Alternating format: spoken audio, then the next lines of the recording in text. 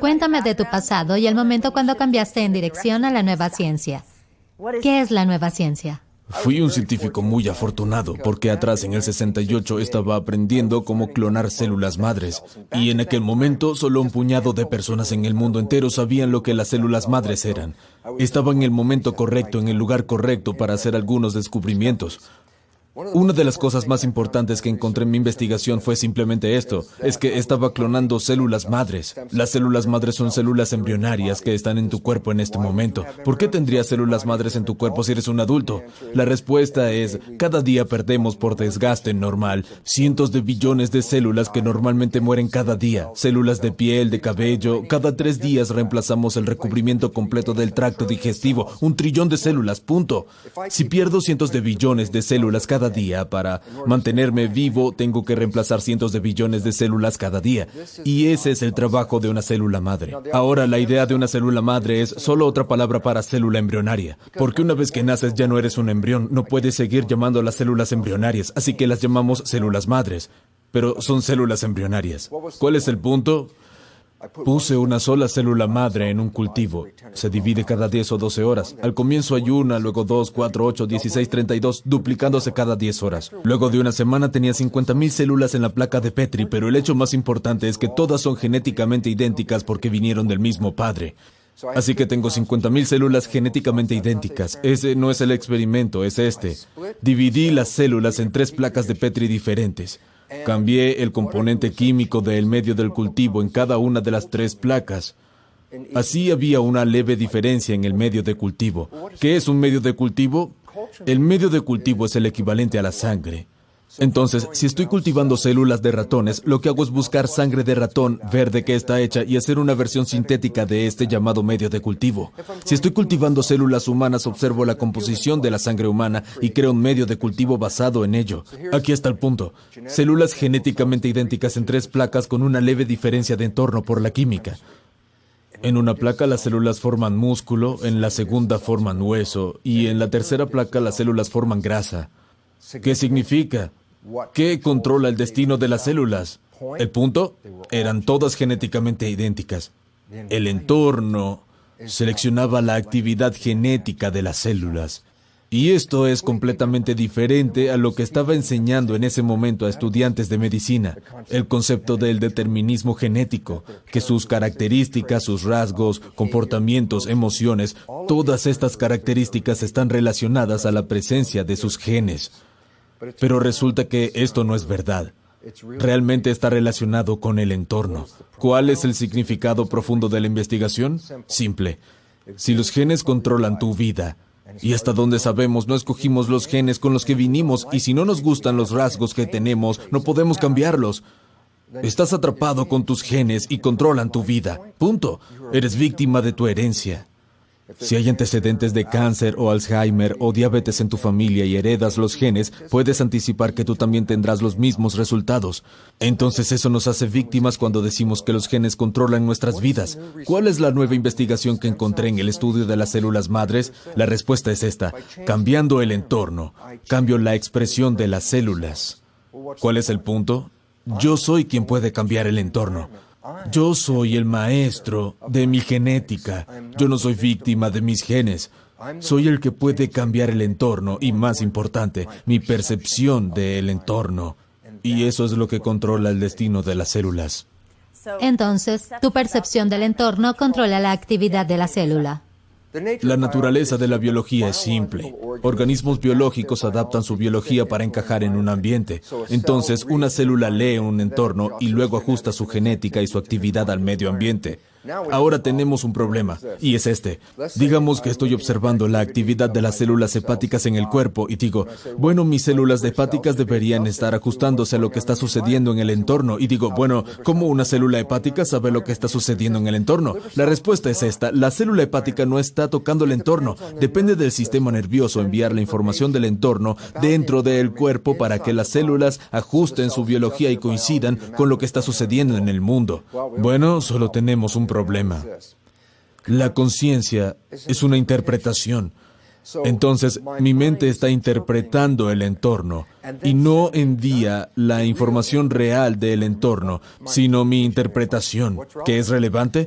Bueno, yo podría vivir en un perfecto, saludable y feliz entorno que me va a sostener, pero si yo percibo que es un entorno negativo, entonces las células de mi cuerpo no saben que es un entorno saludable. Ellas solo ven la percepción que les envío. Y este es el por qué la percepción se convierte en algo tan importante, porque las células no están tocando directamente el entorno, depende de la interpretación del sistema nervioso para ajustar su biología. Entonces, si cambio mi percepción, mi mente, mis creencias sobre la vida, cambio las señales que entran ajustando la función de la célula. El punto es muy significante y es este. No soy víctima de mis genes, porque yo, por la habilidad de cambiar mi entorno y de cambiar mi percepción de él mismo, puedo controlar mi actividad genética. No soy una víctima de mi herencia, soy el maestro de mi actividad genética. Entonces, ¿cómo podemos cambiar nuestra percepción del entorno? ¿Cómo podemos hacerlo? Entendiendo cómo lidiamos con el entorno y lidiamos con la percepción. El hecho más importante que tenemos que mencionar en este punto es que hay una mente entre el entorno y mis células. Y cuando digo la mente, todos piensan en una única entidad, la mente. Y esto no es enteramente cierto por esta razón. La mente está compuesta por dos elementos independientes que funcionan juntos y tienen funciones diferentes y aprenden de formas distintas. Es nuestra inconsciencia de ello la que crea el problema, porque cuando hablamos de la mente pensamos que hay una sola cosa, y digo no, hay dos mentes con diferentes percepciones y diferentes creencias y actitudes sobre la vida. Existe la mente consciente y la mente subconsciente. La diferencia es profunda. La mente consciente, la última evolución del cerebro, es la mente creativa. ¿Qué quieres para tu vida? Creatividad es la respuesta de la mente consciente. Es la que puede ver el futuro. Es lo que hace a los humanos mucho más poderosos que organismos inferiores, porque la mente creativa consciente nos permite no solo tener una respuesta de estímulo como animales inferiores. Entre los estímulos y la respuesta tengo creatividad. Puedo cambiar la forma en la que respondo a la vida. Soy el maestro de ello. Así que es la mente creativa la que nos ayudó a crear el mundo que tenemos hoy en día. ¿Cuál es la otra mente? La mente subconsciente. ¿Qué es eso? Es una reproducción de discos. Es básicamente una mente de hábito. Aprendo un comportamiento y una vez está allí, presiono el botón y cada vez que presiono el botón el comportamiento se reproducirá. Si es un buen o mal comportamiento es irrelevante, siempre reproducirá el mismo. Entonces, cuando miro al mundo, puedo mirarlo a través de mi mente consciente, deseos y propósitos para decir esto es lo que quiero para mi vida. O, como la mayoría de nosotros hacemos sin saberlo, vemos el mundo operando a través de la mente subconsciente, de los programas sobre cómo interpretar la vida y cómo responder a ella. ¿Y por qué esto es relevante? Y la respuesta es esta. Los programas en la mente subconsciente primariamente descargan comportamientos de otras personas. Tu madre, tu padre, tus hermanos, tu comunidad. En los primeros 7 años de vida, estuviste descargando comportamientos observando a otras personas. Y por lo tanto, las respuestas conductuales fundamentales en tu mente subconsciente no son tus deseos y propósitos. En realidad son copias del comportamiento de otras personas. El problema es que si estoy operando desde mi mente consciente, estoy controlando mi vida en la manera que quiero hacerlo. Pero cuando estoy operando desde la mente subconsciente, estoy en un comportamiento automático reproduciendo programas que he adquirido de otras personas y que no necesariamente me benefician. El último aspecto importante es este. Podrías decir, bueno, entonces, ¿por qué debería ejecutar mi mente subconsciente? Podría usar mi mente consciente, y esa es una muy buena idea, excepto por este problema. Cuando pensamos, la mente consciente se compromete. Punto simple. Yo digo, ¿qué harás el lunes a las 2? Si en realidad contemplas eso, piensa simplemente en esto. ¿Dónde está la respuesta? No está aquí afuera, está aquí adentro. Entonces, en el momento en que me pregunto qué voy a hacer el lunes a las 2, mi conciencia se dirige al interior, a la pequeña agenda. ¿Qué está pasando? Digo, sí, pero El momento en el que estoy pensando significa que no estoy prestando atención. Y eso es cierto. Significa que cuando estoy pensando dejo de hacer algo hasta que mi pensamiento termine. Entonces camino por la calle, tengo un pensamiento, paro. ¡Oh! El pensamiento finalizó. ¿Ahora puedo ir a caminar de nuevo? Digo, no. Esta es la parte crítica.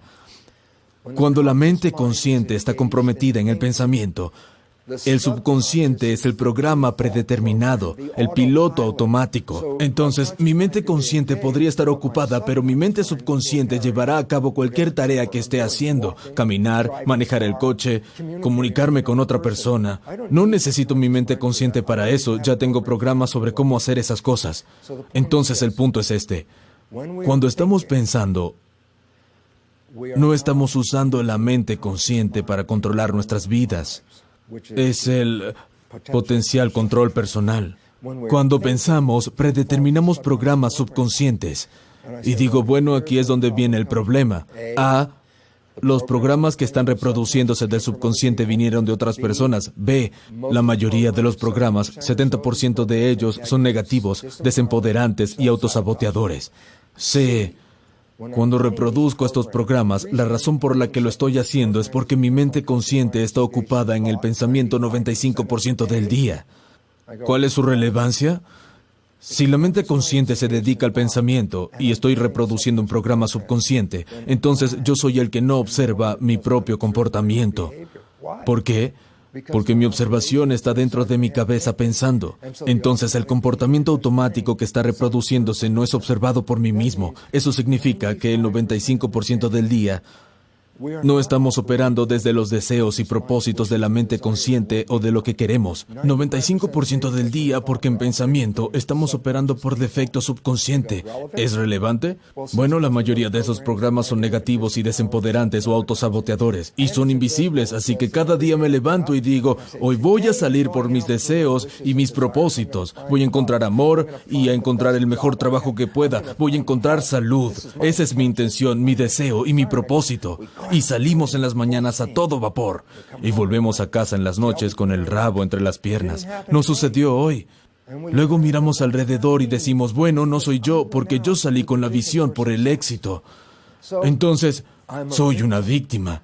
Mi vida no está bajo mi control y no soy exitoso porque el universo no me está ayudando. Esa es la percepción. Y resulta, oh Dios mío, esto es completamente errado. 95% del día estuviste disparándote a ti mismo en el pie con programas subconscientes malos y al final del día miras a tu pie ensangrentado y dices, ¿quién hizo eso? Y te lo hiciste tú mismo. Entonces, ¿cuál es la nueva biología? La nueva biología dice que estamos ejecutando programas 95% del tiempo. La mayoría de los programas son negativos, desempoderantes, autosaboteadores. Cuando sí operamos desde la conciencia, cuando ponemos nuestras manos en el volante y manejamos el vehículo con deseos y propósitos, ¿qué piensas que manifestamos? Y la respuesta es hermosa porque la ciencia descubrió que la única vez que las personas hacen esto sin siquiera saber lo que están haciendo es cuando se enamoran. Porque cuando se enamoran se mantienen conscientes. La razón es simple. Lo que has estado buscando durante toda tu vida se aparece enfrente de tu rostro. ¿Vas a permitir que tu mente se vaya a divagar? Esto es lo que quiero. Por esto estoy aquí. Y es interesante porque cuando te enamoras, ese primer periodo, el excitante periodo que llamo luna de miel, piénsalo. La vida era hermosa sin importar qué tan alocada era tu vida hasta el día que conoces a esa persona y te enamoras. Al día siguiente, sientes que la tierra es el cielo, todo es hermoso, la vida es grandiosa, maravillosa, estás tan enamorado. Y luego durante ese periodo de amor te pregunto, ¿cómo va la vida? Y dices, amo mi vida, es genial, maravillosa. Ya sabes, bueno, el día antes de conocer a esta persona no parecía ser así, y luego la conoces y la vida ha cambiado. ¿Qué sucedió? La respuesta es simple. La ciencia ha reconocido que el momento en que nos enamoramos así, nos mantenemos atentos, conscientes. ¿Por qué es relevante? Mantenemos nuestras manos en el volante con la mente consciente. ¿Operando para qué? Deseos y propósitos. ¿Qué es la luna de miel? Manifestación de deseos y propósitos. ¿Por qué? Porque para esto estoy operando. Y digo, sí, pero desafortunadamente la luna de miel no dura. Luego vuelve a la vida normal. Y sí, hay un entendimiento simple y es este. ¿Cómo creaste la luna de miel? Te mantuviste atento, dejaste de pensar. Cuando pensabas, operabas sobre los programas malos. Cuando te mantuviste atento, operaste desde los deseos y propósitos. Digo, es grandioso, pero adivina qué. Incluso si estás enamorado, la vida continúa. Hay un punto donde tienes que manejar las cosas. Tienes un trabajo, tienes deberes, tienes cosas que ocuparte, tienes que arreglar el auto. Entonces, ¿qué pasa cuando esto sucede durante la luna de miel? Y digo, comienzo a pensar, tengo que hacer esto para el trabajo, me tengo que ocupar de esta tarea. Consecuencia de pensar, dejo ir el control. Y luego vuelvo al subconsciente predeterminado con los comportamientos negativos. ¿Y cuál es la consecuencia de eso? Dejas de crear vida desde deseos y propósitos y vuelves a los programas que tenías antes de enamorarte. ¿Por qué es esto relevante para la luna de miel? Porque tu compañero nunca ha visto ninguno de esos comportamientos negativos desde que te enamoraste. ¿Por qué? Porque nunca usaste los programas subconscientes que adquiriste de otras personas. Esto se llama la luna de miel. Los dos están creando deseos y propósitos. Luego pienso, ¿entonces qué?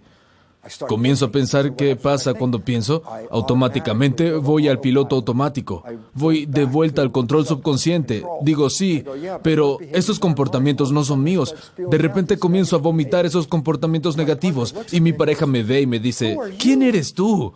¿De dónde salió eso? Aquí hay un problema. Yo soy el que ni siquiera vio lo que acabo de decir. ¿Por qué? Estaba pensando por defecto en el programa automático. Mi mente consciente en el pensamiento de negación ni siquiera vio el comportamiento que acabo de ejecutar, que es primariamente negativo. Mi pareja lo ve, me acusa, me pregunta, ¿quién eres? Y yo solo logro pensar, ¿de qué habla? ¿Por qué? Porque soy yo quien ni siquiera vio lo que acaba de decir. Y por consiguiente me pongo muy a la defensiva. ¿De qué está hablando? ¿Quién? Yo no soy así. Entonces, ¿cuál es la consecuencia? Te enamoras. Te vuelves atento.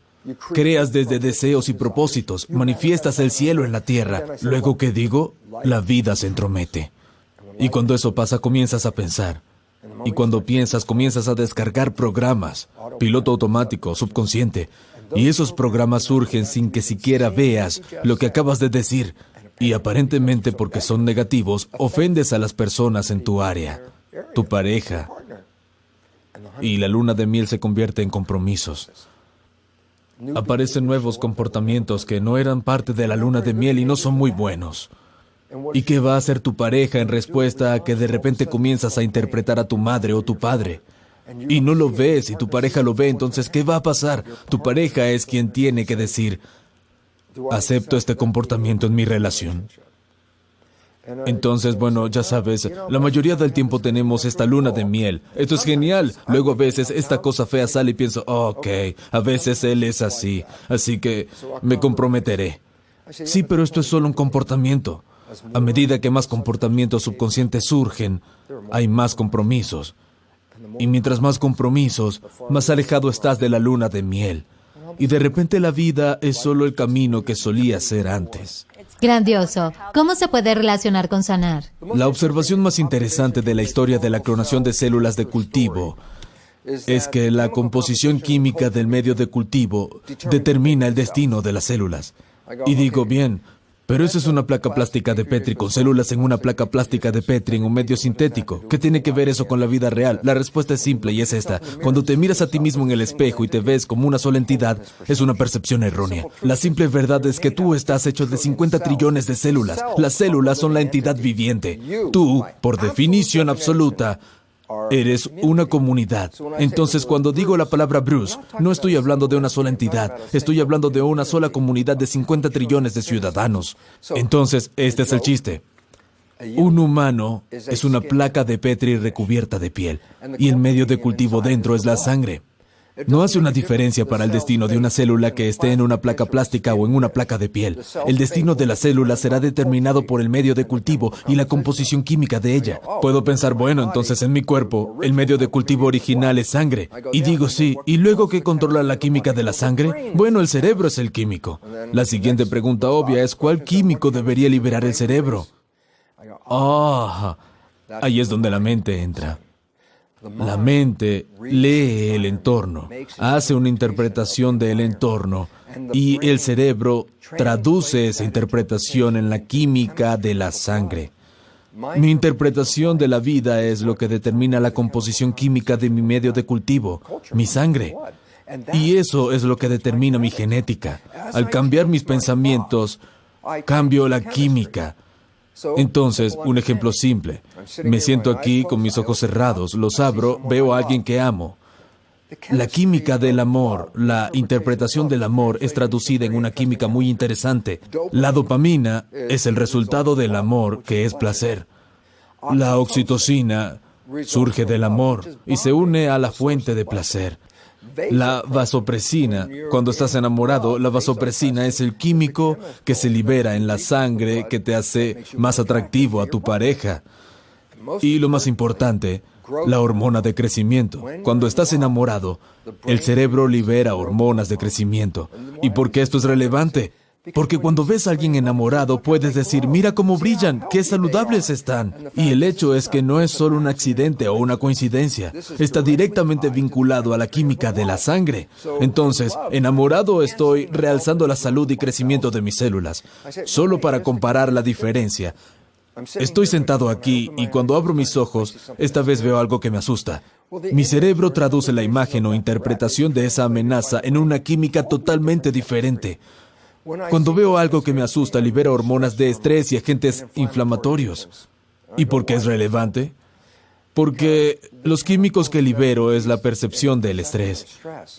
Detienen el crecimiento de las células y realmente inhiben el sistema inmunológico. Puedes preguntarte, ¿por qué le haría eso a mi cuerpo? ¿Por qué detendría el crecimiento y apagaría el sistema inmunológico? La respuesta es simple. Cuando percibes una amenaza, en los viejos días en la escuela nos referíamos a eso como activar el sistema suprarrenal, defensa o huida. Si te persigue un tigre dientes de sable, ¿cuánta energía vas a poner a disposición para escapar? Punto simple. Te doy un ejemplo. Tengo una infección bacteriana. Y mi sistema inmune está demandando energía para combatir la infección bacteriana. Demanda mucha energía y si piensas al respecto, cuando estás enfermo, ¿cuánto te cansas? La respuesta es que el sistema inmune está usando energía que incluso te agota. Imagina esta historia. Tienes una infección bacteriana y el tigre, dientes de sable, te persigue. Estás a cargo de distribuir la energía, entonces, ¿cuánta de la energía quieres que luche contra la bacteria y cuánta para escapar del tigre? Espero que tengas la respuesta. La respuesta es que quiero el 100% de la energía para escapar del tigre. ¿Por qué? Porque si no puedo escapar del tigre, la infección bacteriana ni siquiera va a ser un problema para mí en este punto.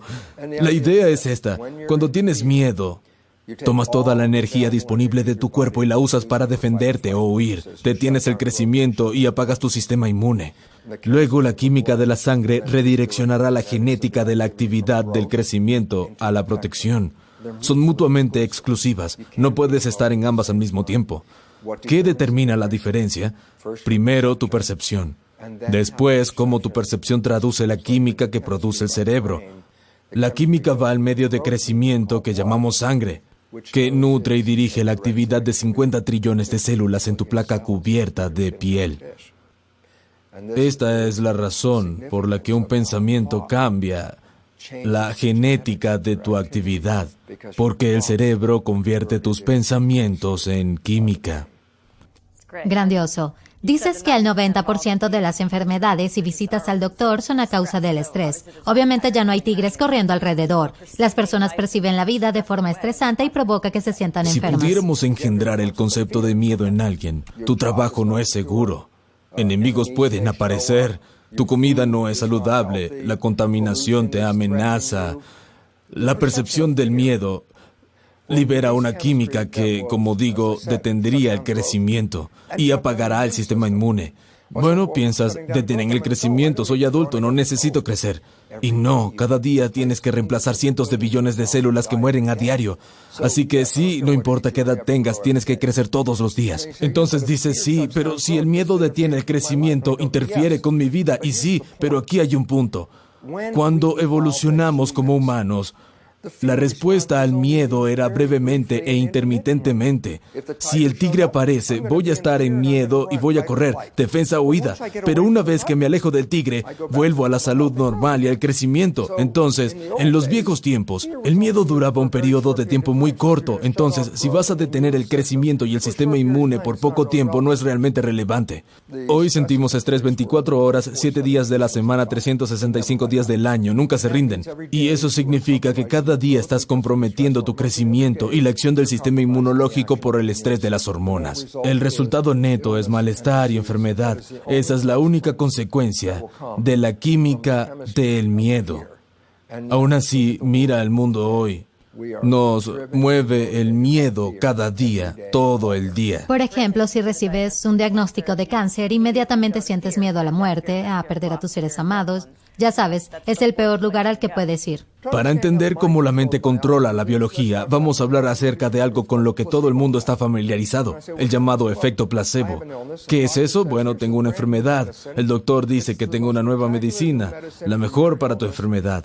Es incluso color morado, así que es mucho más poderosa y te va a sanar. Me convencieron de que la percepción de la droga va a sanarme.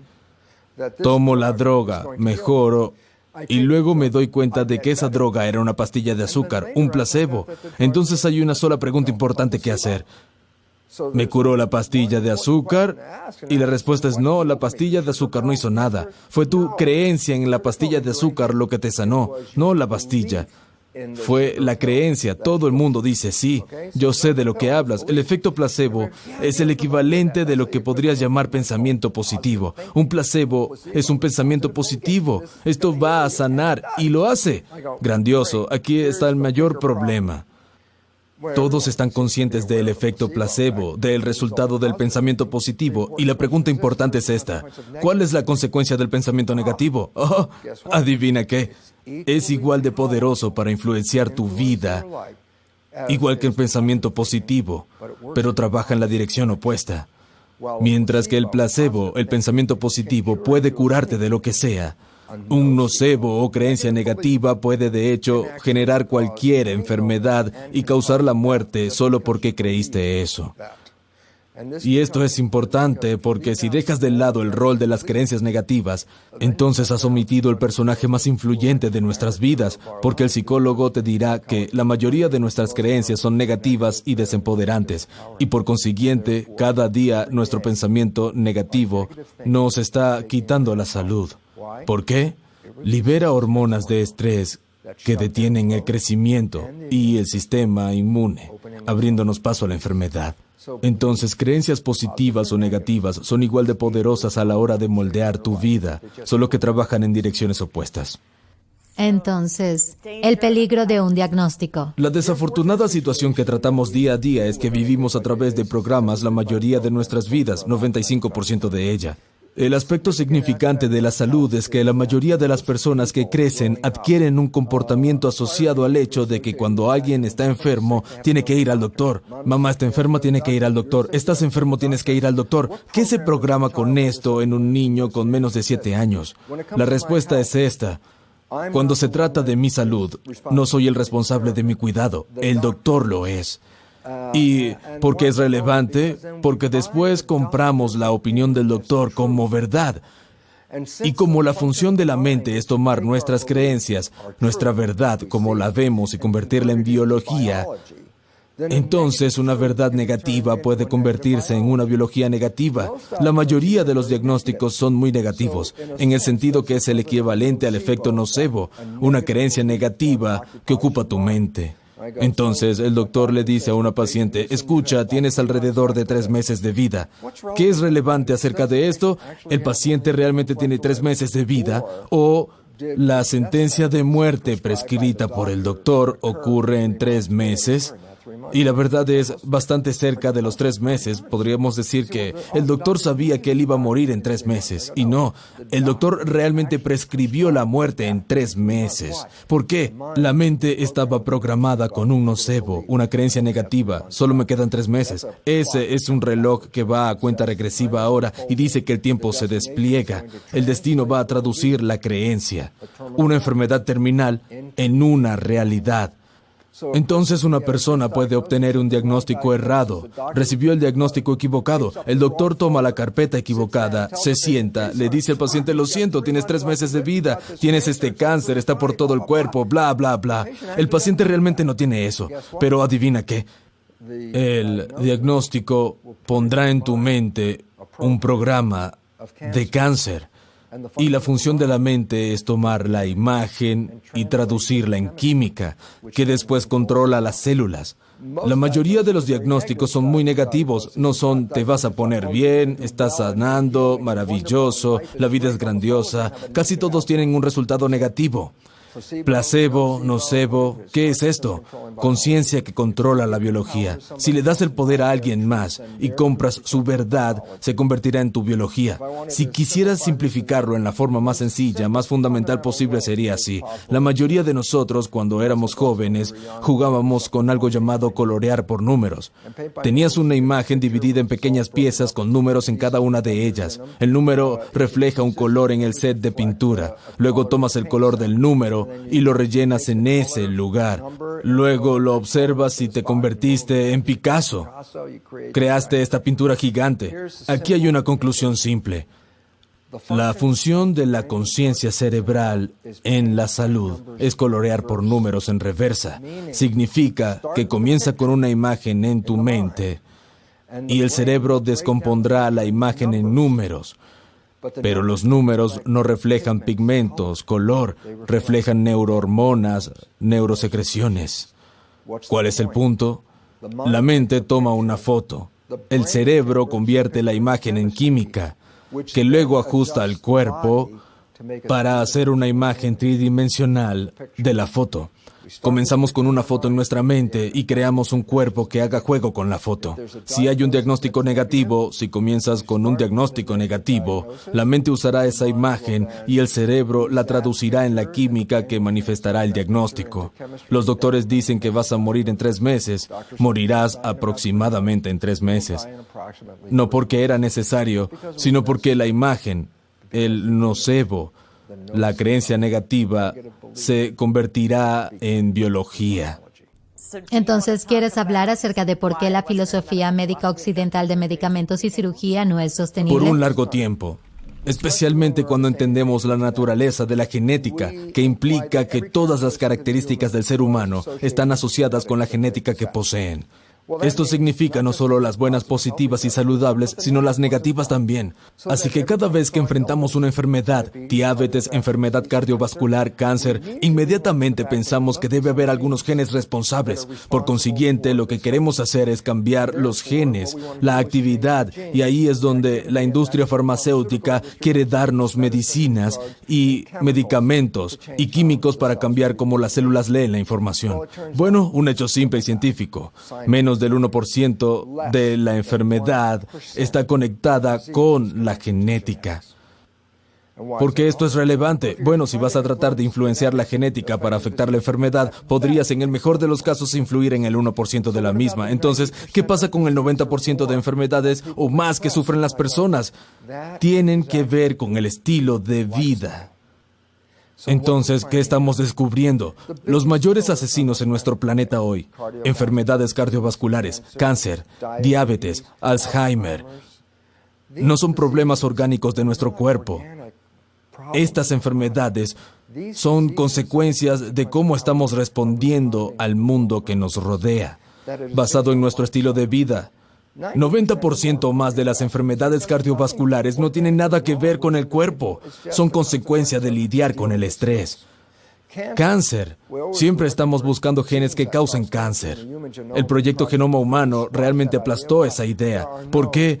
No hay genes de cáncer. No hay genes que causen cáncer. Todo lo que llamamos un gen de cáncer es realmente un gen relacionado al estrés. Por eso, cuando estresamos la situación, este gen puede precipitar el cáncer. Entonces, no causa una enfermedad un gen, pero está correlacionado con la enfermedad.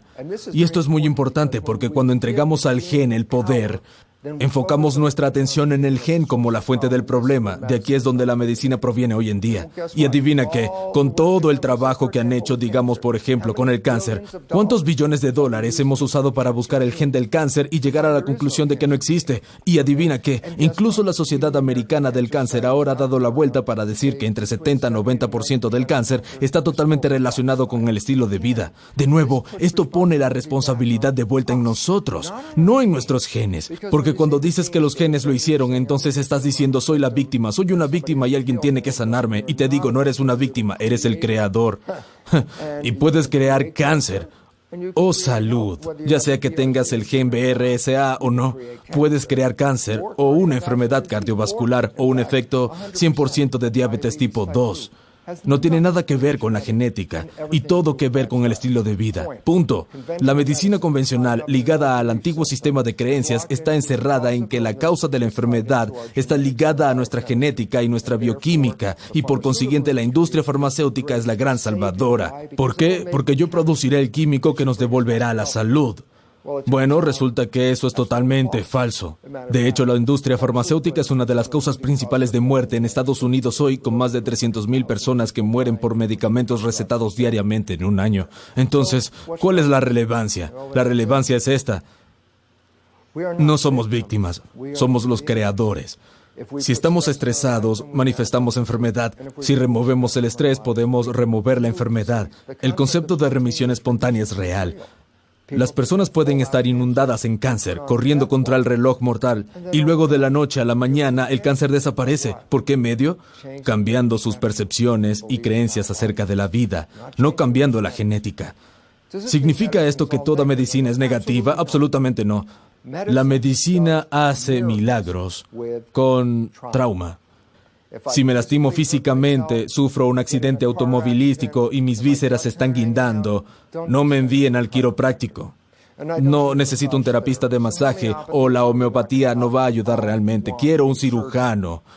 Y así, trauma o cambiar partes o reemplazar partes, cosas físicas como esas, allí es donde la medicina hace milagros.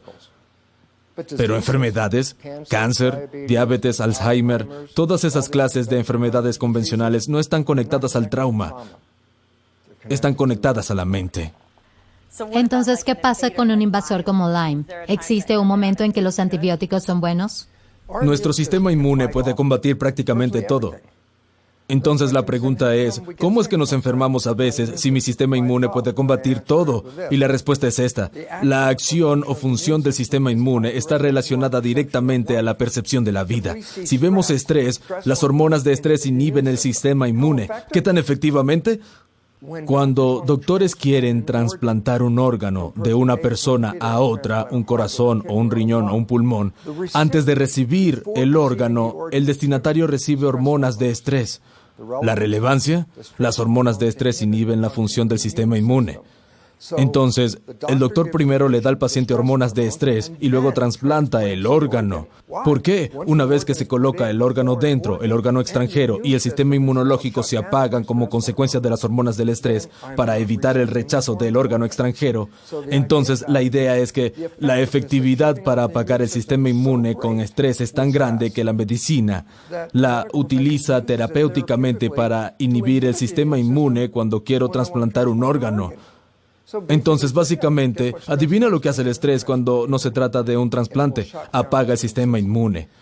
Por consiguiente, si estás bajo estrés y tienes, digamos, bronquitis, una infección en los pulmones que yo personalmente tuve, y tuve que mirar al mundo y decir, vaya, estoy enfermándome más porque esta bacteria me está ganando. ¿Por qué? Porque en ese momento mi vida estaba bajo mucho estrés. Tenía dos opciones. Inmediatamente eliminar todo el estrés de mi vida o tomar un antibiótico como penicilina. Observando mi situación, cayendo en cuenta de mi estrés en ese momento, por supuesto, opté por la penicilina. ¿Por qué? No es que necesite usarla mucho tiempo. Solo necesitaba ayuda para combatir la infección lo suficiente para reunir mi propia fuerza interna y activar el sistema inmune para hacerle frente a esa infección. Entonces sí, hay momentos en que las drogas son muy importantes. Si estás perdiendo la batalla, haz algo para detenerla. Usa un antibiótico si tienes que. Pero eso es solo en casos extraños. Y esto es profundamente importante. Los seres humanos alguna vez fueron considerados como organismos compuestos de células humanas. Pero hoy encontramos que en nuestro cuerpo hay tantos microbios, bacterias y parásitos como células humanas. La pregunta es, ¿son invasores? La respuesta es no. No podemos vivir sin ellos. Si eliminas la bacteria llamada microbioma, la comunidad de bacterias que viven dentro nuestro, cada uno lleva alrededor de 2 libras o más de bacterias en el cuerpo en cualquier momento. Si eliminas el microbioma, morirás. ¿Por qué es importante? Las bacterias no son un complemento en nuestras vidas, son necesarias. Entonces, la ciencia realmente ha dado un nuevo nombre al humano. No solo somos un organismo, somos llamados superorganismos. ¿Relevancia? El microbioma. Las bacterias en tu cuerpo son necesarias para tu digestión y el funcionamiento de tu sistema. Hay una retroalimentación entre las bacterias y los genes de nuestro propio cuerpo. Están en una comunidad. Hay bacterias buenas que tu organismo va a albergar y guardar porque son necesarias para tu salud. Y hay bacterias malas. Bueno, el sistema inmune combatirá a las bacterias malas. Y adivina qué, incluso tus bacterias buenas combatirán las bacterias malas. Así que, básicamente, como un superorganismo, tenemos que reconocer que las bacterias proveen una parte fundamental de nuestras vidas. Sin ellas moriremos. Bueno, esto trae a colación el problema de la prescripción excesiva de antibióticos. Porque cuando le das a una persona antibióticos, ellos indiscriminadamente matan a todos los microbios. Y si estás agotado de esos microbios, entonces no mejorarás. Entonces, el entendimiento es este. Deberíamos de usar antibióticos solo en situaciones muy extremas y no usarlos como una forma cotidiana de curar a alguien, porque son destructores del microbioma, que es una parte funcional de nuestras vidas. Y los doctores deberían aprenderlo en el programa de la Escuela de Medicina. Es algo que necesita evolucionar con esta nueva ciencia, ¿correcto? Lo interesante en el mundo de hoy es el estado de crisis de salud que enfrentamos a pesar del sistema médico gigante que tenemos. Hoy, comparado con otros países, tenemos la mayor cantidad de dinero dirigido a la atención médica y algunas de las peores estadísticas del sistema de salud. Y ¿dónde está el problema? Obviamente, si continúo invirtiendo en el cuidado de la salud, debería estar más sano. La respuesta es, el problema es este. La medicina convencional está basada en la industria farmacéutica. Encontramos una enfermedad, anticipamos que la industria farmacéutica hará un cartucho mágico y lidiará con ello. Aún así, resulta que hay tan pocas enfermedades que realmente son orgánicas. Las enfermedades que principalmente expresamos tienen que ver con el estrés y el estilo de vida. Entonces, si voy a un doctor con una enfermedad, me observan y me dicen, tu máquina no funciona y voy a poner químicos en tu cuerpo y arreglarlo. Bueno, es una visión agradable, excepto que el problema es que más del 90% de las enfermedades no tienen que ver con un quiebre orgánico del cuerpo, y es por ello por lo que nuestra dependencia en la industria farmacéutica está interfiriendo con el cuidado de la salud. ¿Por qué la industria farmacéutica interfiere en el cuidado de nuestra salud? La respuesta es simple, es una corporación industrial. Corporaciones. ¿Qué son corporaciones? Son sistemas donde las personas invierten dinero para que puedan generar una ganancia. Yo diría, espera un minuto. El cuidado de la salud es una industria cuya motivación es generar ganancias y por supuesto que lo es, las personas invierten en ella. La relevancia es tan simple como esto. La industria farmacéutica hace dinero de la industria médica. Y mientras estemos convencidos de que la respuesta a nuestro problema es la industria farmacéutica, lo veremos como nuestro sanador. El problema es que la mayoría de las enfermedades no tienen nada que ver con eso. Entonces, ¿por qué las escuelas de medicina no se mantienen al día con la nueva información? Desafortunadamente, tengo que admitir que nuestro sistema de salud responde a los intereses de la industria farmacéutica. Digo, puedo sanar con el pensamiento, la reflexión y la energía sanadora, que es la nueva fase de la sanación. ¿Por qué la industria farmacéutica está en contra de eso? La respuesta es simple, no puedo unificarla o monetizarla. ¿Cómo haces una pastilla de energía? ¿Me puedes vender una cápsula de energía? Y la respuesta es no. Bueno, entonces, ¿la energía es importante para la industria farmacéutica? Y la respuesta es absolutamente no. De hecho, si pudiesen eliminar toda la energía, serían muy felices porque volvería a vender químicos. Pero la mayoría de enfermedades en nuestro planeta no se resolverán a través de sanación química y la industria médica está basada en el dinero de la industria farmacéutica, que es una de las corporaciones más grandes del mundo. El significado de esto es muy profundo.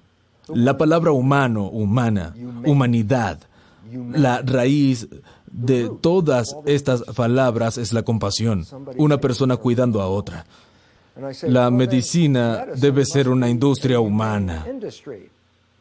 Es una situación desafortunada, porque la medicina hoy en día es una industria inhumana.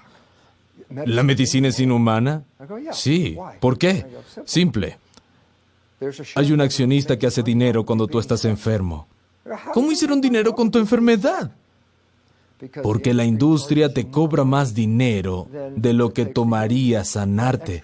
Ese dinero extra va a las ganancias. Oh, espera, entonces, ¿a alguien enfermo que ya fue pateado y derribado lo vuelven a patear? ¿Por qué? Porque estás generando ganancia de alguien que está enfermo. Esto es completamente opuesto a la compasión. Y como la compasión es humana, lo opuesto es inhumano. Y hoy la industria médica en los Estados Unidos, por definición, es inhumana, porque no se preocupa por el enfermo, se preocupa por las ganancias de las corporaciones. Pienso que es importante para las personas saber que cuando tomas una pastilla para A, afecta al sistema B, C Cuando y D. miras a la biología, había una forma antigua de percibir la biología como algo lineal. A va a B, va a C, va a D. Conclusión. Si hay algo mal con la conclusión, puedes volver atrás a ajustar A o B, ajustar C o D, para luego afectar la conclusión. Entonces, la industria farmacéutica mira una enfermedad como una conclusión y dice, ¿qué puedo ajustar durante el camino? El único problema es que el concepto de fluidez lineal de información no existe. Decimos que A va a B, va a C, va a D, es una fluidez lineal. Y lo que sabemos es esto, están todas interconectadas así. A está conectada a B, sí, pero también a C y a D.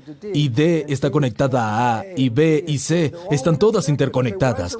¿Y por qué es relevante? Porque si cambio una, no cambio una fluidez lineal A, B, C, D y cambio al final, cambio una y genero una red. Y esta red va a alterar el resultado de muchas maneras distintas. Entonces, en tu hoja de información farmacéutica dice, este medicamento se fabricó para A, B, C, D y mejorar la conclusión. Y luego está 5 páginas de efectos secundarios. ¿Qué son los efectos secundarios? Es un eufemismo. Son efectos directos. Por una integración de red como esa, significa que si tiras de una, vas a afectar a las otras. Y a eso lo llaman efectos secundarios porque esa no era la intención de la droga cuando la manufacturaron. Pero desafortunadamente las mismas drogas se usan para diferentes funciones en el cuerpo. La terapia de reemplazo hormonal en mujeres se quitó de nuestro centro comunitario por una simple razón. Las mujeres menopáusicas pierden estrógeno y esto aumenta problemas emocionales y la fisiología cambia durante la menopausia. Entonces decimos, oh, bueno, grandioso, solo pongamos estrógeno de vuelta en el sistema y lo volvemos a balancear. Bueno, ¿cuál es el problema? El estrógeno está involucrado con el tracto reproductivo y especialmente con el funcionamiento sexual femenino y toda esa actividad. Bueno, eso es verdad, pero, oye, hay estrógeno en los hombres. Sí, ¿qué hace ahí? El estrógeno tiene otras influencias también, en el corazón y en el cerebro. El estrógeno no está relacionado absolutamente a nada sexual, está relacionado al flujo de sangre. ¿Qué quiere decir? Si das estrógeno porque quieres afectar el sistema reproductivo, una vez que esté en el cuerpo va a afectar a cualquier cosa que el estrógeno afecte.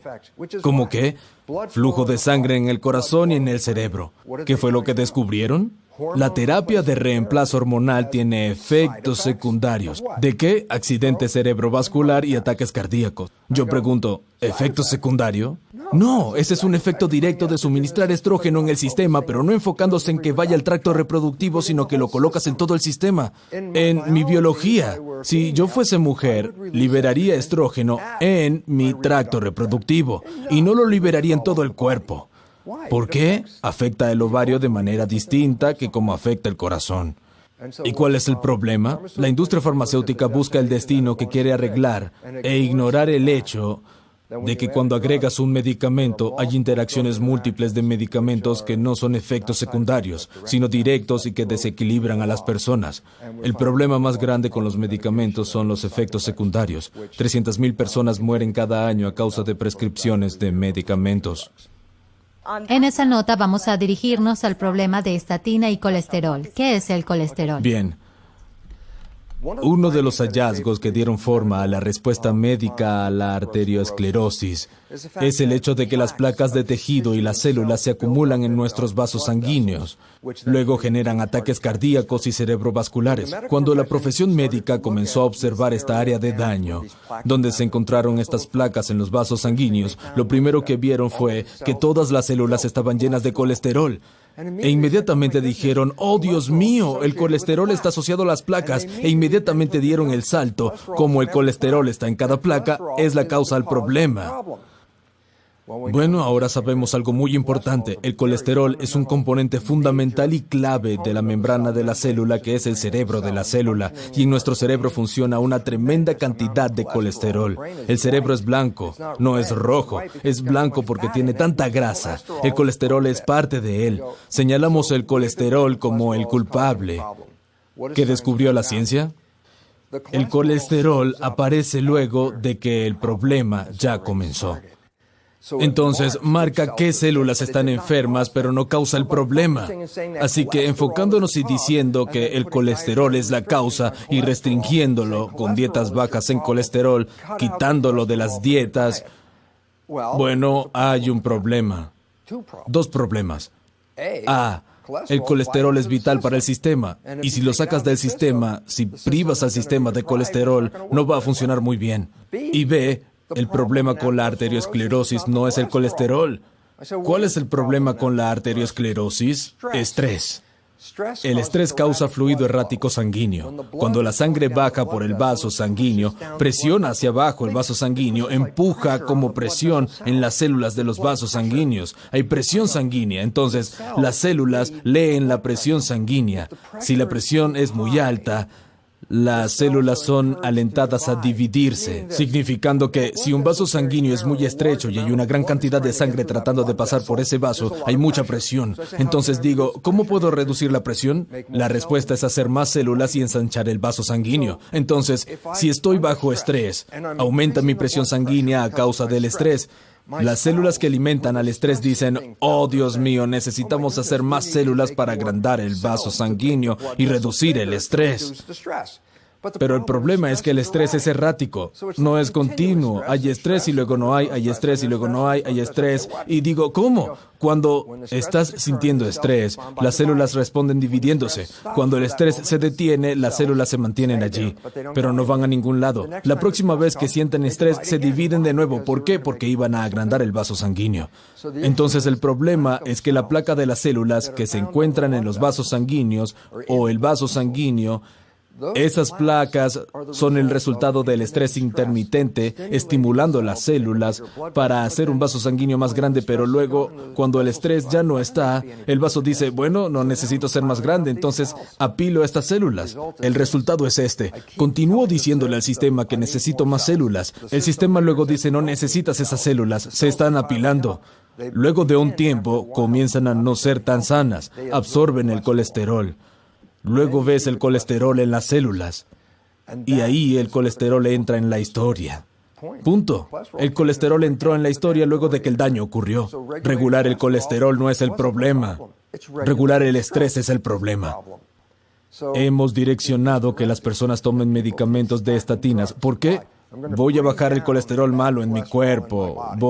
Bien, vamos a ver los datos. Y los datos son claros e inequívocos. Son estos.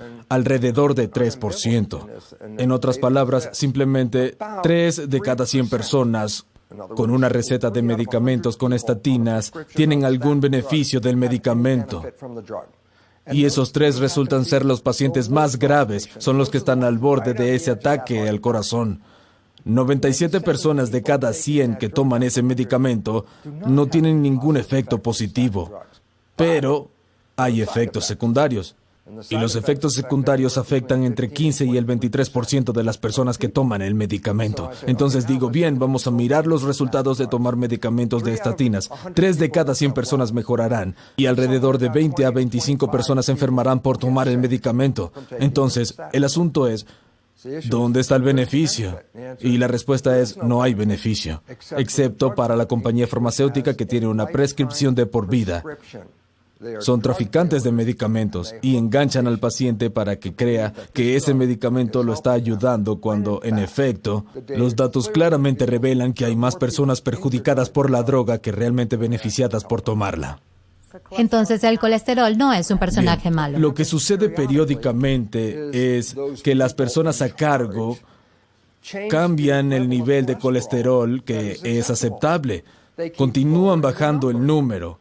¿Y por qué es eso relevante? Porque cada vez que bajan el número aceptable para el colesterol, incrementan el número de prescripciones 1 millón de veces o más.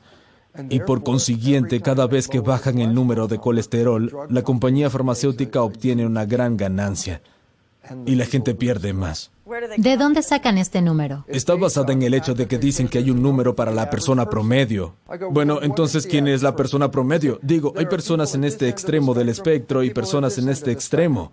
¿Qué es promedio? En el centro. Digo, si una persona está en ese extremo del espectro del colesterol y dices que deberían estar aquí en el centro, ¿significa que esta persona debería traer su nivel de colesterol al centro? Absolutamente no. Esa persona no es un promedio. ¿Quién es un promedio? El hombre en el centro es un promedio. No hay un número promedio humano. O una vez creaste un número promedio humano, o lo que has hecho es tomar extremos y decir, oh, ya no están en el promedio, entonces necesitan tratamiento farmacológico. Y el hecho es que estás creando un número promedio para un humano mítico. No hay promedio mítico humano. Simplemente están inventando números a medida que avanzamos. Muy recientemente, la FDA tomó el colesterol fuera de las dietas restrictivas por la simple razón de que finalmente reconocieron que la dieta de colesterol no tiene impacto en la arteriosclerosis. Asombroso. ¿Quieres hablar acerca de la energía? Cuando la ciencia evolucionó por primera vez en Occidente, evolucionó con el trabajo principalmente de Isaac Newton. Su trabajo estaba intentando entender las mecánicas del universo. Y la importancia de Newton es que trataba de predecir los movimientos de los planetas de nuestro sistema solar. Ahora, recordemos sus tiempos. La Iglesia dirigía la sociedad y las creencias. Dios manipulaba todo en este planeta. Éramos como marionetas, y las estrellas y los planetas se movían según su voluntad, y todas esa clase de cosas. Pero Isaac Newton lo contempló como si fuese un mecanismo, una máquina. ¿Y por qué esto es importante? Porque puso datos físicos dentro de su ecuación para entender el movimiento de los planetas, el tamaño, la masa, la aceleración de un planeta, el vector en el que se mueve, cosas físicas, y usando eso, fue capaz de predecir exactamente los movimientos de los planetas en el sistema solar, algo que estaba fuera del entendimiento de la Iglesia. Y ¿por qué fue relevante? Porque Isaac Newton no usó fuerzas invisibles en su teoría. Y por consiguiente llegó a la simple conclusión de que puedes entender cómo funciona el universo sin incluir el reino invisible, espíritu, energía o como sea que lo quieras llamar. Puedes estudiar solo el reino físico y entenderás cómo funciona. La medicina que deriva de la física newtoniana contempla el cuerpo como un aparato físico. Y si hay algo malo, es consecuencia de un problema en la mecánica de una máquina física. Esto es realmente genial hasta 1925. En 1925 aparece la física cuántica. ¿Cuál es la importancia de la física cuántica? Bueno, decía que el reino de energía que estaba allá afuera era invisible y no lo contemplábamos ni en la medicina porque hablábamos de un cuerpo físico. Y resulta que nuestra percepción de lo físico es una ilusión. No somos físicos en absoluto. Y luego hay alguien allá afuera en este momento mirándome en la pantalla diciendo, bueno, si no eres físico, ¿cómo te puedo ver? La respuesta es muy simple. Las luces están encendidas y todos se ríen. ¿Qué significa que las luces estén encendidas? Este es el punto. Fotones de luz que, cuando golpean la energía de mi cuerpo, se reflejan de vuelta entonces. Cuando me estás viendo, no estás viéndome a mí, la energía. Estás viendo fotones de luz que rebotan de vuelta. Estás viendo la luz reflejada. Estás viendo un reflejo debajo de esa superficie donde están los fotones. No hay nada físico, todo es energía. Esta es la naturaleza de la física cuántica. Un átomo, cuando lo desarmas, sí, dicen que el átomo era la unidad física más pequeña. Luego comenzaron a desarmarlo y encontraron que hay electrones, protones y neutrones, partículas más pequeñas. Pero el mundo cambió cuando los físicos dijeron, ¿de qué están hechas las partículas más pequeñas? ¿De qué está hecho un electrón? ¿De qué está hecho un protón? Y cuando miraron dentro, no había nada, sino una energía. Y de repente el mundo cambió porque todo lo que contemplábamos como un ser físico es solo una forma de energía. ¿Relevancia? Bueno, entonces hay energía que parece física y hay energía que es invisible. ¿Cuál es la importancia? En la física cuántica, las dos están conectadas. La física cuántica realmente se refiere a lo invisible como el campo. Lynn McTaggart escribió un libro maravilloso sobre el campo y la energía invisible. ¿Por qué es tan relevante? Esta cita de Albert Einstein es una respuesta.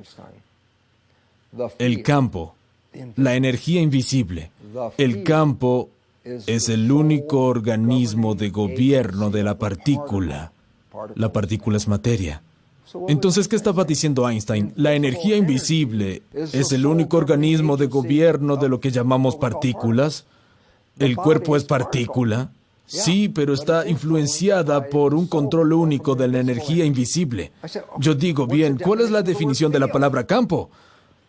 Fuerzas invisibles en movimiento que tienen una influencia en el mundo físico. Esa es la definición física de campo.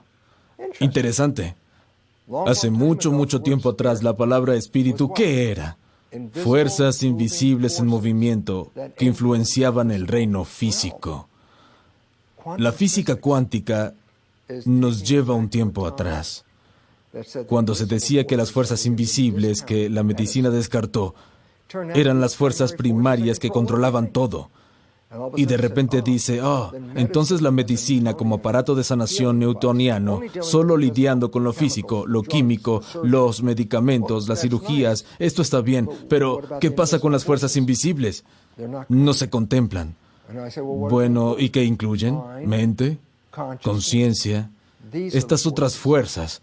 Y como última cosa, incluso los físicos cuánticos, cuando se estableció por primera vez la física cuántica, reconocieron que mientras el universo se parece a una gran máquina, es más adecuado considerarlo como un pensamiento gigante.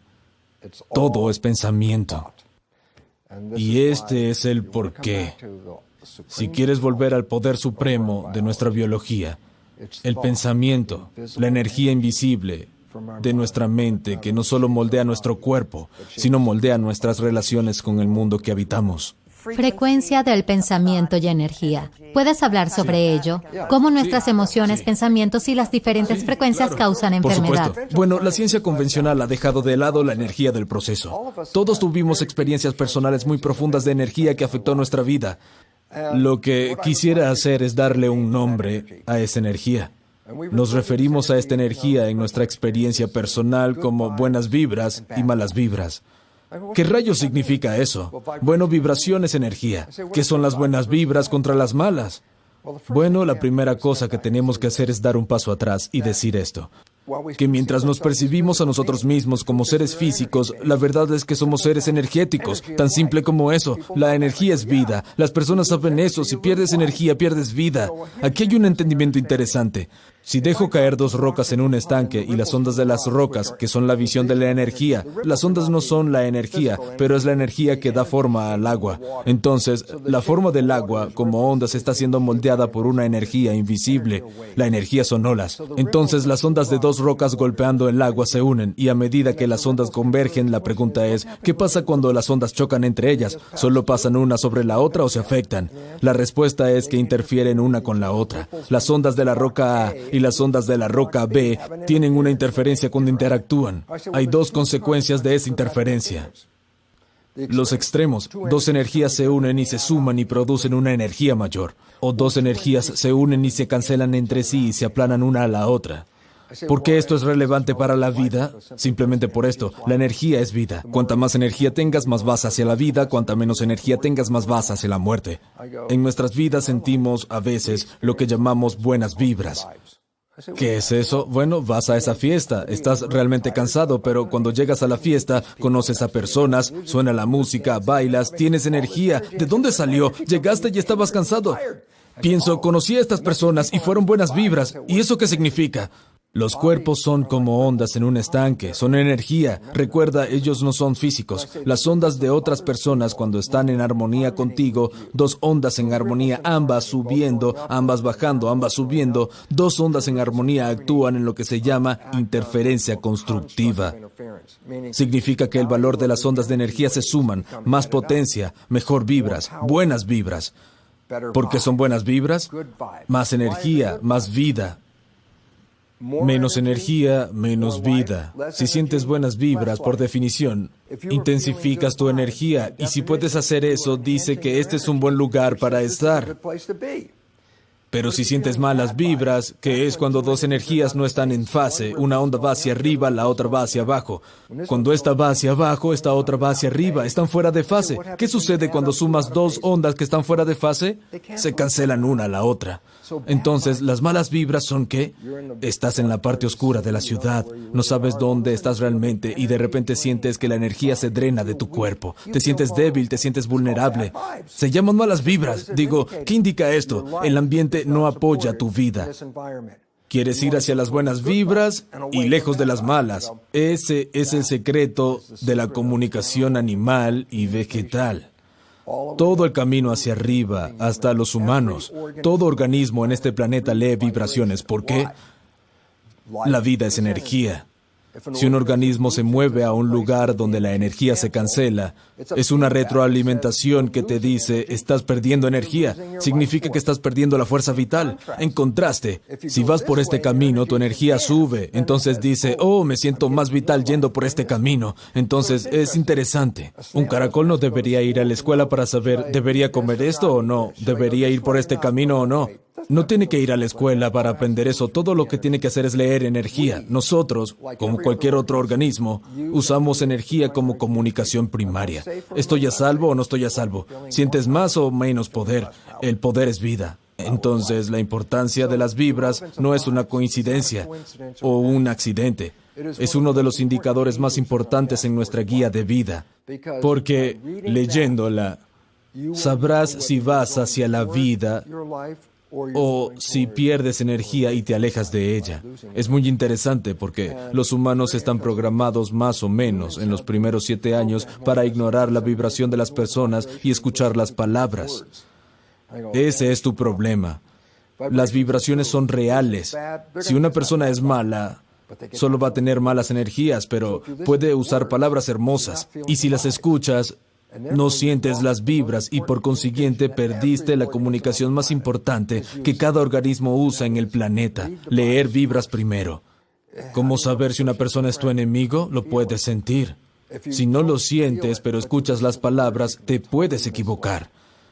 El diablo de lengua plateada anula el medidor vibratorio. Y todos tenemos que volver a aprender que las vibras son información. Las vibras incrementan la salud cuando están en interferencia constructiva y la quitan cuando vivimos en lo que llamamos malas vibras, cuando estamos tratando de sanarnos a nosotros mismos. Lo que estamos tratando de hacer es mejorar nuestra vitalidad. Eso es sanar. Cuando no estamos en armonía y enfermos, no tenemos vitalidad. Por eso las personas no tienen energía. ¿Y qué vas a usar para guiarte hacia la vitalidad? Bueno, tenemos 2 mentes y cada una va a enviarnos en una dirección diferente. Y la idea es que la mayoría de las personas piensen, si tengo pensamientos positivos, esto me va a sanar. Y en teoría, esa es una muy buena idea, excepto que el problema es este. El 95% del día, los pensamientos que tenemos impiden que la mente consciente controle la biología, porque ese porcentaje del tiempo estamos en piloto automático. Entonces, muchas personas están practicando el pensamiento positivo. Yo digo, ¿por cuánto tiempo o cuántas veces al día están haciendo eso? Bueno, obviamente solo un pequeño pequeño porcentaje del día. Y bueno, esto es un problema porque si estás operando desde el subconsciente que tiene un programa negativo, está operando 95% del día. Y este es el problema que tienen las personas porque piensan, voy a tener un pensamiento positivo. Ese es un buen pensamiento, pero ¿se manifestará? No para una persona convencional, porque la mente consciente únicamente trabaja en esa persona promedio, alrededor del 5% como mucho. En la mayoría de las personas apenas el 1%. Entonces la pregunta es, ¿lo que estás haciendo te ayuda? ¿Lo que estás haciendo está basado en la mente consciente o en la mente subconsciente? Si está basado en la mente subconsciente, entonces estás cargando todo el bagaje de la programación. Y si es en la mente consciente, bueno, esa fue la mente que te dio el efecto de la luna de miel. Esa es la mente que da a las personas ese brillo de amor, esa salud. ¿Por qué? La mente consciente, cuando la ejecutas, te llevará siempre hacia ese lado. Pero en el momento en que comienzas a pensar por defecto del subconsciente, es el momento en el que comienzas a invocar programas que te alejarán de tu salud y serán invisibles y serás el último en saber excepto por la enfermedad que manifestarás. Y hablaste de cómo tener un propósito o servicio o gratitud. Son algunas herramientas que las personas pueden aplicar para inmediatamente cambiar su química a prácticas. Recientemente comenzamos a encontrar que hay realmente el equivalente a una fuente de la juventud construida en cada célula. Y esta fuente de la juventud está asociada con el ADN, pero no es el que codifica y hace programas, no son los genes. Son pequeñas extensiones del ADN al final de los cromosomas llamados telómeros. Y los telómeros son aspectos mecánicos de copiar el ADN. Necesitamos esos telómeros para hacer complementos completos de nuestro ADN. Cada vez que copias el ADN, en otras palabras, cada vez que la célula se divide, pierde una pieza de telómero. Bueno, los telómeros, para dar otra imagen, son como los cordones de los zapatos. Al final de los cordones tienen esa pequeña cosa bonita con revestimiento de plástico que mantiene unidos los hilos del cordón del zapato. Si ese pequeño plástico se cae, el cordón del zapato se desenrolla y se despliegan los hilos. Los telómeros evitan que las hebras del ADN se desplieguen. Pero cuando pierdes un telómero, es como perder el pequeño final en ese cordón del zapato. El ADN se comienza a abrir, y eso trae como consecuencia envejecimiento y enfermedad. Entonces, la longitud del telómero es directamente proporcional a nuestra salud y longevidad. Mientras más corto sea, más corta es nuestra vida y más probable padecer una enfermedad. Entonces, al principio es un pensamiento. Tienes tus telómeros al nacer y luego después de eso sistemáticamente solo los pierdes a medida que las células se dividen. Y hay un punto donde ocurre el envejecimiento, donde perdiste los telómeros. Ahora, estás afectando el copiado de los programas genéticos cuando produces una célula. Y eso es lo que creemos, y ese es el por qué decimos que la vida humana tiene una especie de duración vital. La parte divertida. La ciencia ha encontrado ahora que hay una enzima telomerasa que incrementa la longitud del telómero. Si el incremento en el telómero está ocurriendo, eso significa que las células pueden divertirse con mucha más frecuencia, sin enfermarse o envejecer. Ahora, la pregunta es, ¿qué es lo que promueve la telomerasa que nos permite vivir más tiempo y más saludables? Y la respuesta es esta. Tiene que ver con nuestra respuesta de vida. Que cuando tenemos lo más importante, amor propio, amamos quienes somos, esto activará la telomerasa.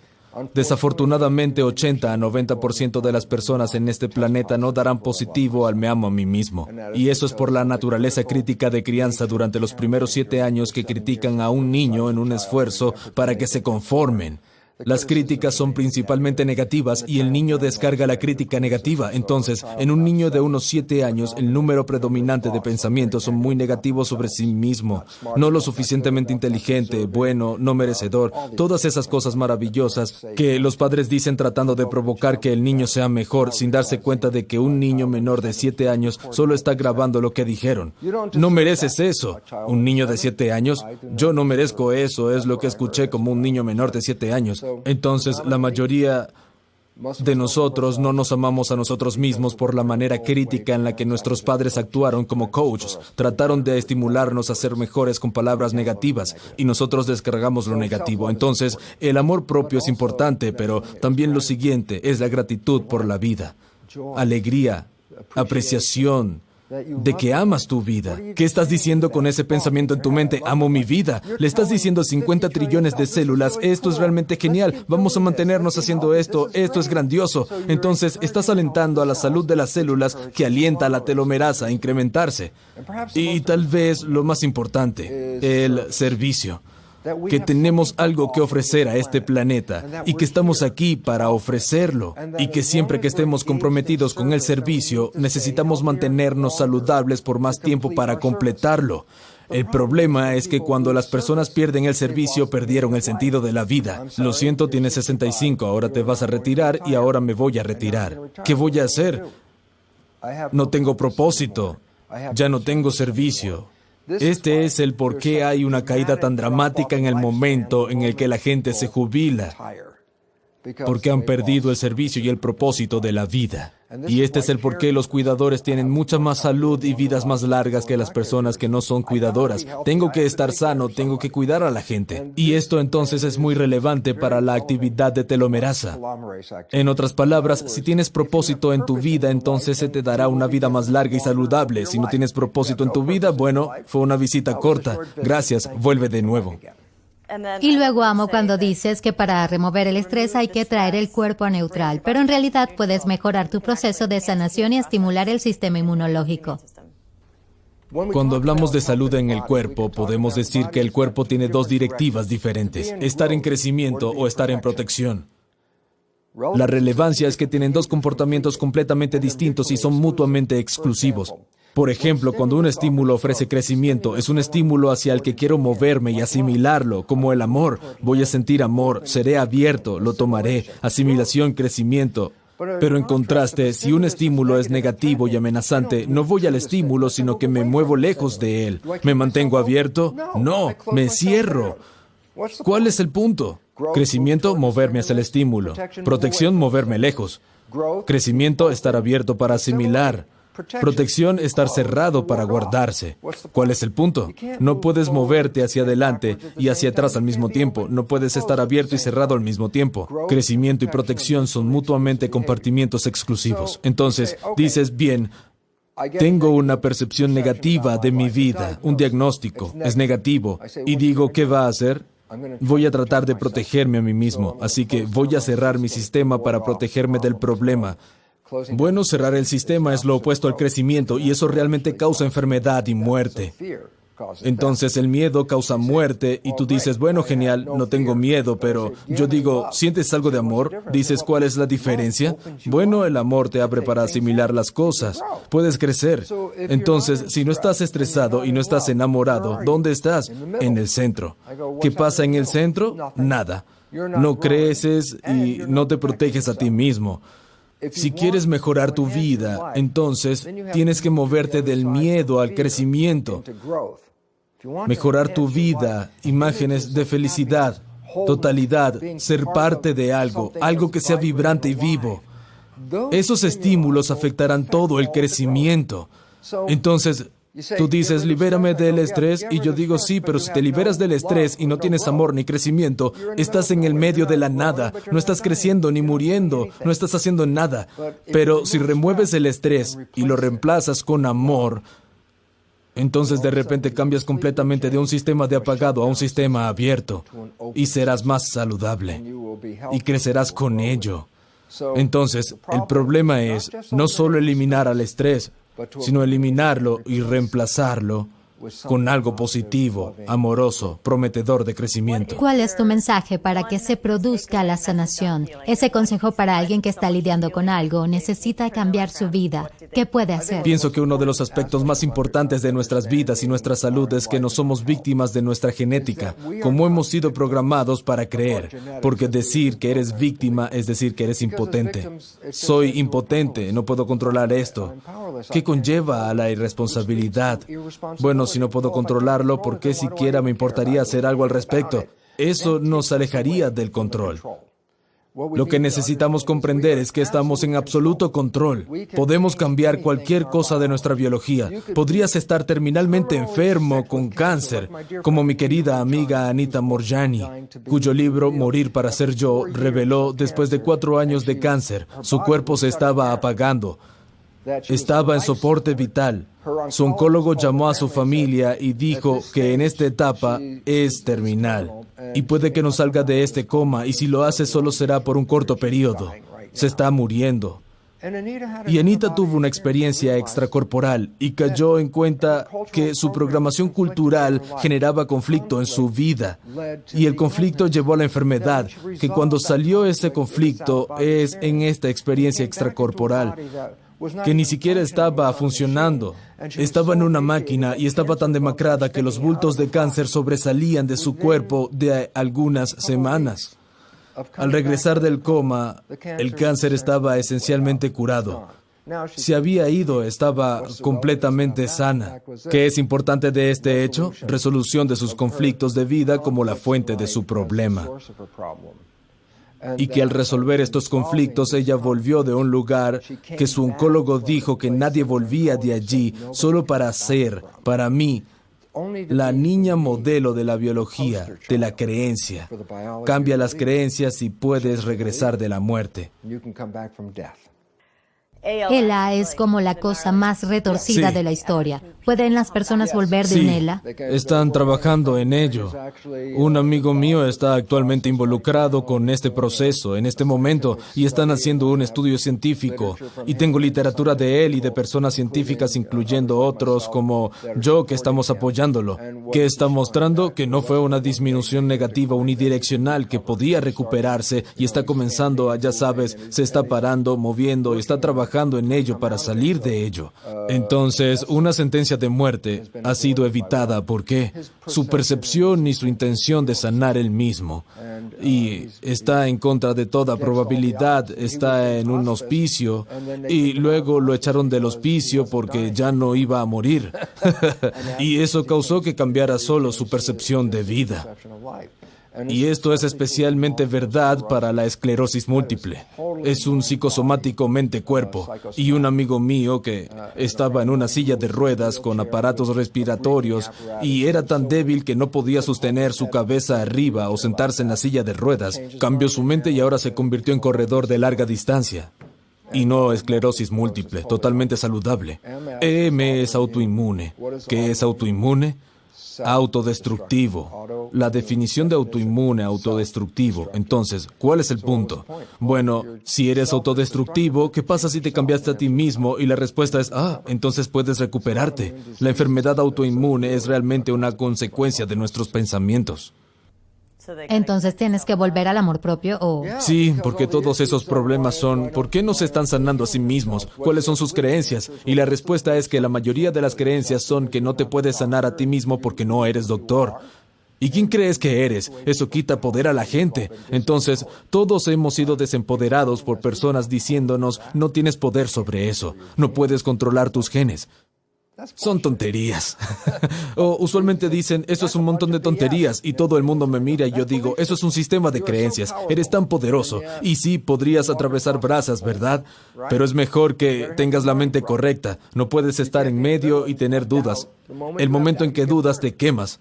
¿Bien? Otro que me gusta está en el sur. Los fundamentalistas se incorporan al éxtasis religioso, hablar lenguas, todo ese tipo de basuras así, ¿correcto? Y algunos de ellos juegan con serpientes venenosas, manipuladores de serpientes, serpientes de cascabel, serpientes de coral, todas esas serpientes venenosas, incluso cuando son mordidos, no tienen ningún problema. Los que son realmente geniales son los que beben estrictina en dosis tóxicas con la creencia que Dios los protege. Adivina qué, beben estrictina y no hay efectos de daños en absoluto. Es como que era una conciencia.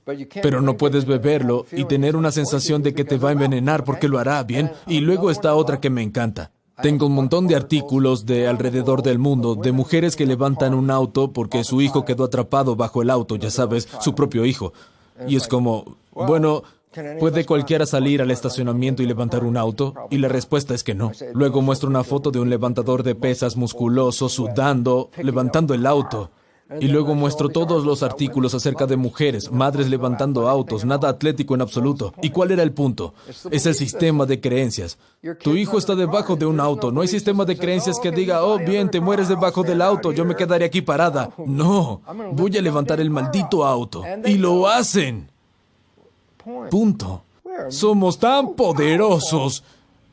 Y aún así, nuestras creencias dicen que no lo somos. Y bueno, ese es el problema. Si crees que no eres poderoso, entonces por definición no lo eres. Y tenemos personas desempoderadas desde el principio. Y las dos fuentes desempoderantes han sido A, la iglesia. ¿Desempoderante? Nosotros hablamos con Dios. Tú no puedes. Entonces, vamos a manejar la espiritualidad por ti. Bien, algo que ya tienes, pero nosotros lo manejaremos diciéndote que no lo tienes. Y luego la medicina. Vamos a manejar tu salud. No puedes, pero nosotros sí. Es tonterías. De hecho, los pacientes de cáncer tienen una mejor oportunidad al no ir al doctor por su cáncer que esos que sí van al doctor. Estadísticas. Sí. ¿Qué tan poderosos somos? Más de lo que puedes imaginar.